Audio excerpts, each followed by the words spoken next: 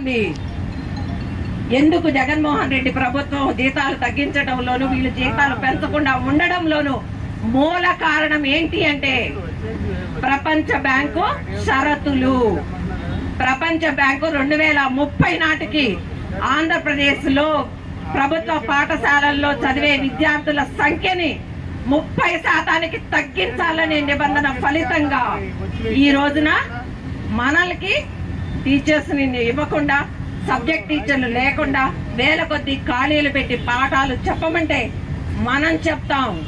కానీ సబ్జెక్టు టీచర్లు లేని పాఠశాలల్లో తమ పిల్లల్ని చేర్చడానికి ప్రజలు సిద్ధంగా ఉంటారా లేదనేది మనందరికీ తెలిసిన అంశమే.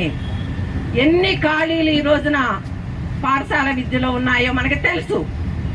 +2 ఎందుకు అంత డిమాండ్ చేస్తా ఉన్నాం? ఇంటర్మీడియట్ అనేది ఒక వ్యక్తి జీవితంలో, ఒక పిల్లవాడి జీవితంలో కీలకమైంది ఇంటర్మీడియట్.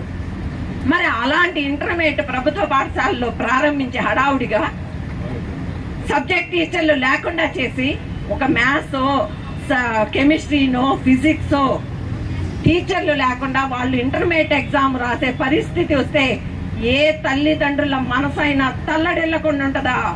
మరి అలాంటి పాఠశాలల్లో పిల్లల్ని చేర్చడానికి వాళ్ళు ముందుకి వస్తారా?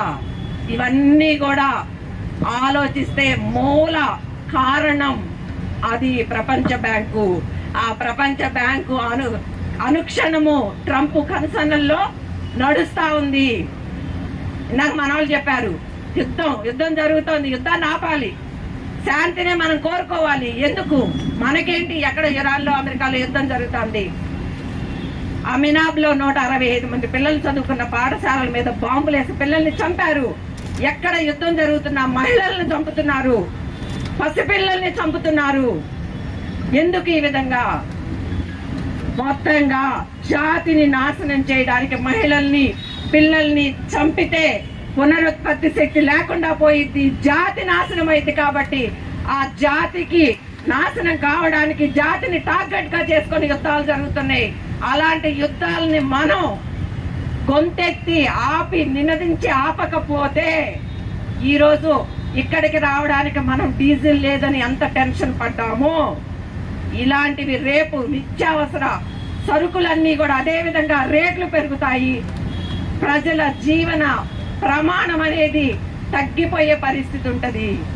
సౌకర్యాలు మొత్తం తగ్గిపోతాయి. కరువు వస్తుంది. ఆ కరువు